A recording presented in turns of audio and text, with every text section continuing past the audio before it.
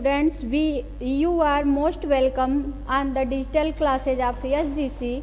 Today we broadly discuss about the subject food and nutrition of BA first semester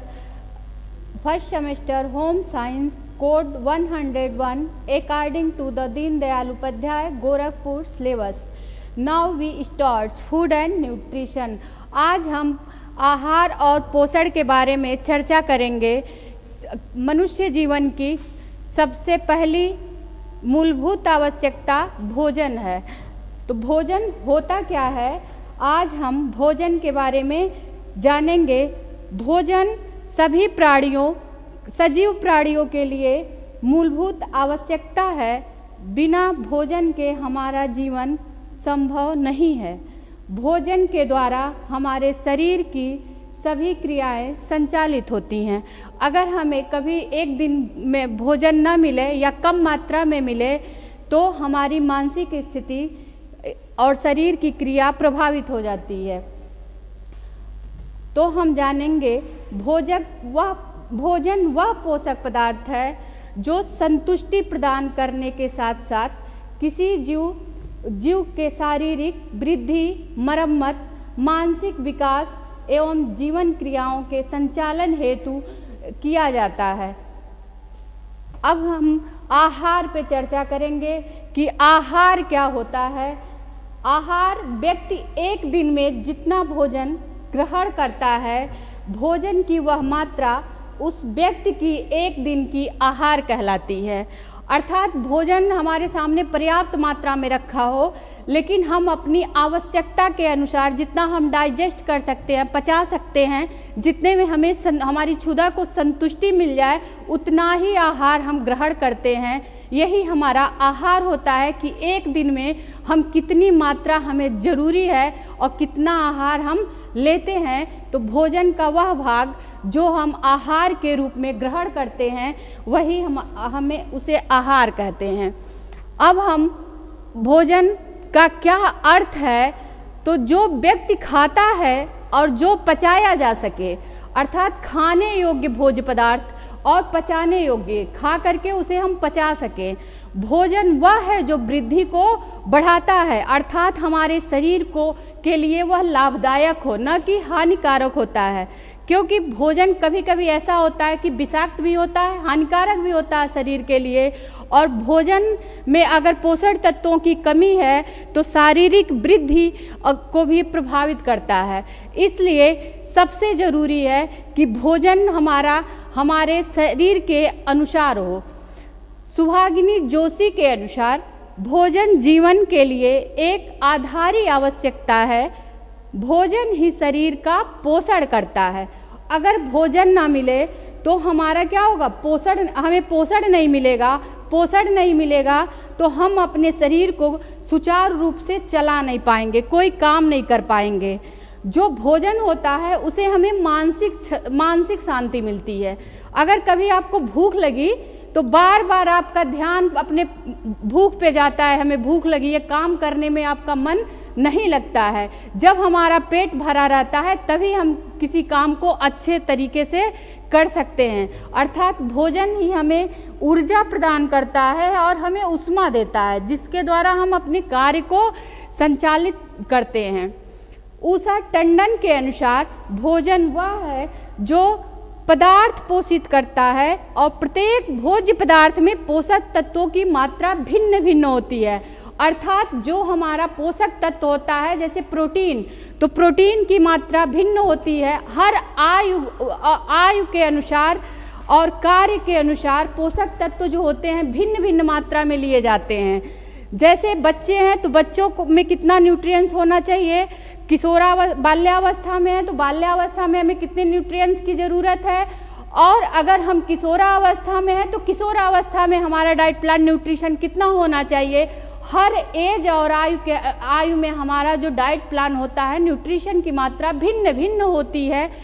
वही बताया गया है कि प्रत्येक भोज्य पदार्थ में पोषक तत्वों की मात्रा भिन्न भिन्न होती है। जैसे कार्बोहाइड्रेट हमें कितनी मात्रा में लेना है, हमें आयोडीन कितनी मात्रा में लेना है, हमें प्रोटीन कितनी मात्रा में लेना है, हमें वसा कितनी मात्रा में लेना है, हमारा निर्धारित होता है। अगर हम ज़्यादा मात्रा में कार्बोहाइड्रेट ले लें तब भी हम उसको पचा नहीं सकते हैं, हमें कोई न कोई बीमारी हो जाएगी।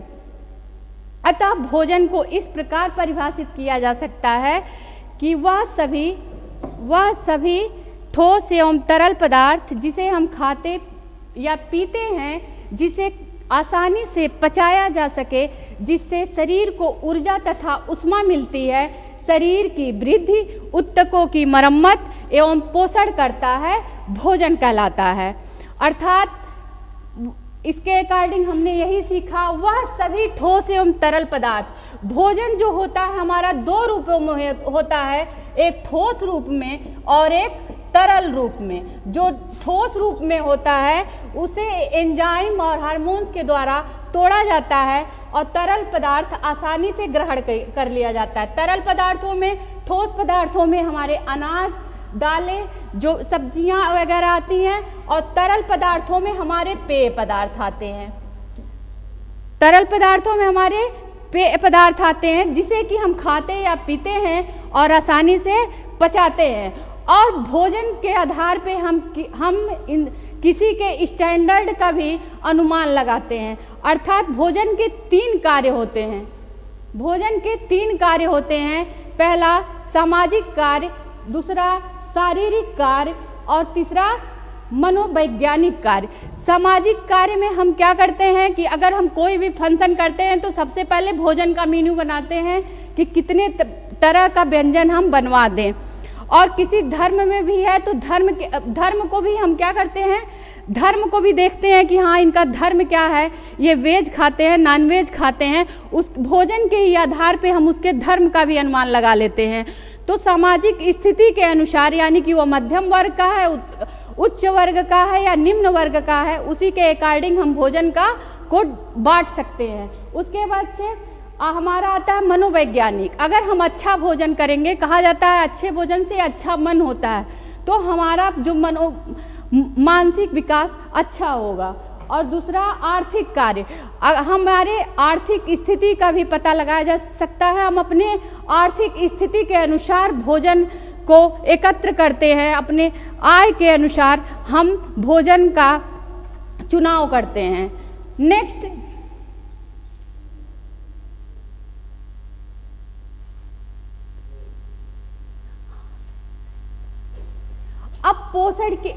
अब हम देखेंगे पोषण। अभी तक हमने देखा है भोजन और आहार, उसके बाद से अब हम आते हैं पोषण। तो पोषण क्या होता है? तो टर्नर महोदय के अनुसार पोषण शरीर में होने वाली विभिन्न क्रियाओं का संगठन है। अर्थात जब हम क्या करते हैं, कोई भी भोजन पदार्थ जब हमारे मुख के अंदर जाता है तो हमारे शरीर की क्रियाएं शुरू हो जाती हैं, चाहे वो पाचन का हो, चाहे अवशोषण का हो या परिवहन का हो। तो विभिन्न क्रियाओं का क्या होता है, संगठन होता है, जिसके द्वारा सजीव प्राणी ऐसे पदार्थ को ग्रहण तथा उपयोग करता है, शरीर की विभिन्न कार्यों को संपन्न करने, शारीरिक वृद्धि के लिए आवश्यक होते हैं तथा टूट फूट और पुनर्निर्माण का काम करते हैं। अर्थात जो हम भोजन ग्रहण करते हैं, तो अगर हमारा भोजन बढ़िया है, पर्याप्त मात्रा भोजन न पर्याप्त मात्रा में होना चाहिए न अपर्याप्त मात्रा में होना चाहिए, हमारा भोजन उत्तम होना चाहिए, हमेशा उत्तम। अधिक खाने से भी हमें पोषण सही नहीं मिलेगा और कम मात्रा में भी खाने पे पोषण नहीं मिलेगा। हमारा जो भोजन हो उत्तम होना चाहिए, अर्थात पोषक तत्वों से भरपूर होना चाहिए। तो आज हम ये जानेंगे कि पोषण तत्वों की क्या आवश्यकता है। तो पोषण तत्वों की पहली आवश्यकता क्या होती है कि ऊर्जा की आपूर्ति हेतु, अर्थात हम जो भोजन ग्रहण करते हैं, जो पोषण मिलता है, उससे हमें क्या होता है, ऊर्जा प्राप्त होती है। तो ऊर्जा से क्या करते हैं, हम अपने कार्य को करते हैं। अर्थात हमें जब एनर्जी मिलेगी तभी हम अपने काम को करेंगे, एक बल मिलता है। फिर शरीर की वृद्धि हेतु, शरीर के वृद्धि के लिए सब भोजन आवश्यक होता है। अगर हम शैशवावस्था में हैं या बाल्यावस्था में, तो उस एज में हमें पोषण में क्या, प्रोटीन की मात्रा की ज़्यादा ज़रूरत पड़ती है कि बच्चे को दूध पिलाया जाए शैशवावस्था में। तो उसका जो आहार होता है, भोजन होता है, वो क्या होता है, दूध होता है। तो इससे क्या होती है, शरीर की वृद्धि होती है। तो जो भोजन पोषण के द्वारा शरीर की वृद्धि होती है, फिर शरीर के टूट फूट और मरम्मत का कार्य करता है। जैसे हड्डियां अगर टूट गई तो कैसे जुड़ती हैं, फिर सेल का कैसे निर्माण होता है और रोगों से सुरक्षा करता है। अब इसके आगे हमें समझेंगे कि जो पोषण होता है ये हमें कैसे प्राप्त होता है। तो पोषण के बाद अब हम पोषण विज्ञान पे चर्चा करेंगे। तो पोषण विज्ञान अर्थात न्यूट्रिशन साइंस। तो जो न्यूट्रिशन है हमारा पोषण, वो दो शब्दों से मिलकर के बना हुआ है। आप देख रहे हैं पोषण विज्ञान, पहला पोषण, दूसरा विज्ञान। पोषण क्या है, पोषण हमारा एक प्रक्रिया है। पोषण हमारा एक प्रक्रिया है। कैसी प्रक्रिया है, आहार की प्रक्रिया है। अर्थात हम आहार को भोजन के माध्यम से क्या करते हैं, ग्रहण करते हैं। और जब हम आहार को ग्रहण करते हैं तब हमारा क्या होता है, पाचन शुरू हो जाता है। पाचन के बाद उसका क्या होता है, अवशोषण होता है। और अवशोषण के बाद उसका परिवहन होता है। अर्थात ये पाचन, अवशोषण, परिवहन ये क्या है, पोषण की एक प्रक्रिया होती है, आहार की एक प्रक्रिया होती है। अब विज्ञान का मतलब क्रमबद्ध ज्ञान। क्रमबद्ध ज्ञान अर्थात किसी चीज का व्यवस्थित क्रमबद्ध ज्ञान विज्ञान होता है। तो इसमें हम पोषण के बारे में क्रमबद्ध ज्ञान प्राप्त करते हैं। अर्थात पोषण एक प्रक्रिया है किसकी, आहार की, और जिसमें क्या होता है, आहार का पाचन होता है, अवशोषण होता है और परिवहन होता है।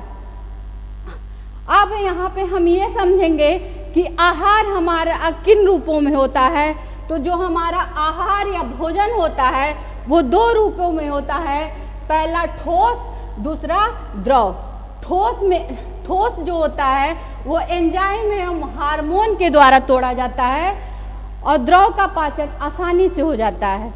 उसके बाद से जो आहार होता है, तो आहार के भी हमारे दो रूप होते हैं, पहला संतुलित आहार, दूसरा असंतुलित आहार। अभी हमने बताया था कि संतुलित आहार और असंतुलित आहार में क्या अंतर है। असंतुलित आहार जैसे कि हम जंक फूड खाते हैं या कोई बासी भोजन है या कोई विषाक्त युक्त खुले भोज्य पदार्थ है जिसमें मक्खियाँ बैठी हों, तो वो हमारा क्या हो जाएगा, वो हमारे शरीर को फायदेमंद होने के बजाय क्या होगा, हार्मफुल हो जाएगा, शरीर के लिए नुकसान पहुंचाएगा। इसलिए यह असंतुलित आहार है।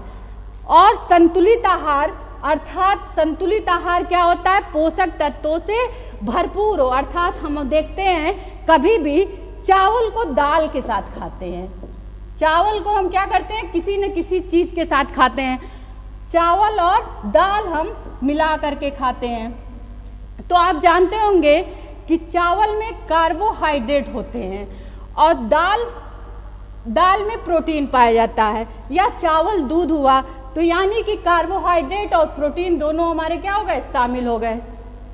दोनों हमारे शामिल हो गए, एक की कमी दूसरे से पूरी हो गई। उसके बाद से जो सब्जियां होती हैं, सब्जियों में विटामिन पाए जाते हैं, खनिज लवण पाए जाते हैं साग सब्जियों में, तो उनको हमने शामिल कर लिया।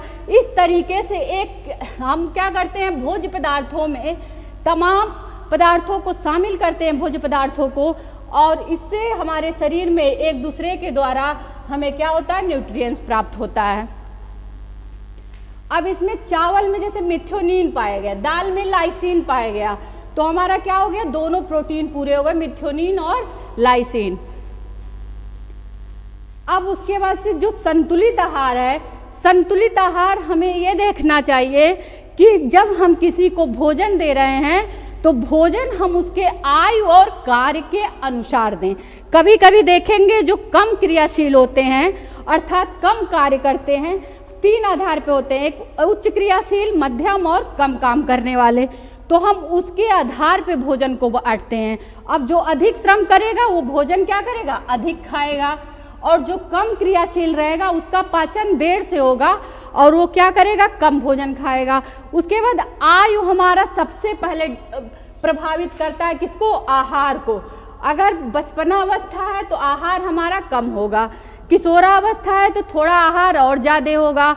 उसके बाद से अगर माँ गर्भवती है तो आहार की मात्रा हम और बढ़ा देंगे, पोषण की मात्रा। और अगर दूध पिलाने वाली महिला है तब हम उसको क्या करेंगे, और एक्स्ट्रा देते हैं, क्योंकि इसे बार बार भूख लगती है। उसके बाद से अगर वृद्धावस्था है तो वृद्धावस्था में पाचन तंत्र कमज़ोर हो जाते हैं, तो इसलिए जल्दी उसे न्यूट्रिएंट्स पचते नहीं हैं, विटामिन प्रोटीन का पाचन कम हो जाता है। इसलिए हम उसके आहार में क्या करते हैं, प्रोटीन वगैरह की मात्रा कम कर देते हैं। तो इसलिए हमारे क्या होना चाहिए, आयु और कार्य के अनुसार भोजन होना चाहिए कि व्यक्ति कितना कार्यशील है और उसका आयु किस अनुसार है, तो हम उसके अनुसार जो भोजन देंगे वही हमारा संतुलित आहार होगा। और इसमें सारे विटामिन्स, सारे पोषण जैसे कि हमारे प्रोटीन, विटामिन, कार्बोहाइड्रेट, वसा सारे मौजूद रहें, वही हमारा संतुलित आहार होता है। अब पोषक तत्व कौन कौन से होते हैं, अब हम पोषक तत्वों के बारे में चर्चा करेंगे। तो मूल रूप से हमारे 6 पोषक तत्व होते हैं। पहला कार्बोहाइड्रेट, दूसरा प्रोटीन, तीसरा फैट, विटामिन्स, मिनरल्स और वाटर। तो हमारे बॉडी में ये जो 6 पोषक तत्व हैं, इनका मूलभूत आवश्यकता है। ये हमारे बॉडी में क्या करते हैं, हमारी क्रियाशीलता में या शरीर के निर्माण में इनका योगदान महत्वपूर्ण होता है। तो जो कार्बोहाइड्रेट होता है, कार्बोहाइड्रेट और वसा, ये दोनों शरीर में क्या करते हैं, ऊर्जा देने का काम करते हैं। ये दोनों शरीर में ऊर्जा देने का काम करते हैं। और जो प्रोटीन होता है, ये कोशिका निर्माण का काम करता है, अर्थात जब शैशवावस्था में होता है या माँ गर्भवती होती है तो प्रोटीन की मात्रा बढ़ा दी जाती है, क्योंकि तंतुओं का निर्माण होता है या किसी की हड्डियाँ टूट जाएं, उस समय भी हम प्रोटीन की मात्रा को बढ़ा देते हैं। और अगर पाचन जब कमज़ोर हो जाता है वृद्धावस्था में, तो प्रोटीन की मात्रा हम कम कर देते हैं, क्योंकि उस समय कोशिका निर्माण नहीं होता है, शरीर का निर्माण हो चुका रहता है। तो इसलिए वृद्धावस्था में या रोग प्रोटीन का मात्रा हम घटा देते हैं। अब हम ये जानेंगे कि जो हमारे 1 ग्राम में कितना कार्बोहाइड्रेट प्राप्त होता है। तो 1 ग्राम में 4.2 कैलोरी ऊर्जा प्राप्त होती है, और जो कार्बोहाइड्रेट होता है वो ग्लूकोज में टूटता है। उसके बाद से हमारा प्रोटीन, विटामिन है, तो विटामिन हमारे जो होते हैं ये शरीर में क्या करते हैं, रोग निरोधक, रोग क्षमता को, रोगों से हमें बचाते हैं।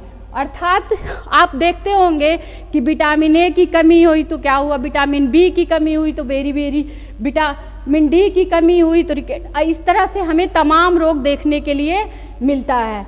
तो विटामिन की कमी से रोग हो जाते हैं। तो यह खनिज, लवण, मिनरल्स और विटामिन क्या करते हैं, हमें रोगों से रक्षा करते हैं, रोगों से बचाते हैं। उसके बाद से जो वाटर होता है हमारे रक्त को पतला करता है और भोजन को डाइजेस्ट करने में मदद करता है। और सबसे ज़्यादा हमें ऊर्जा मिलती है फैट से।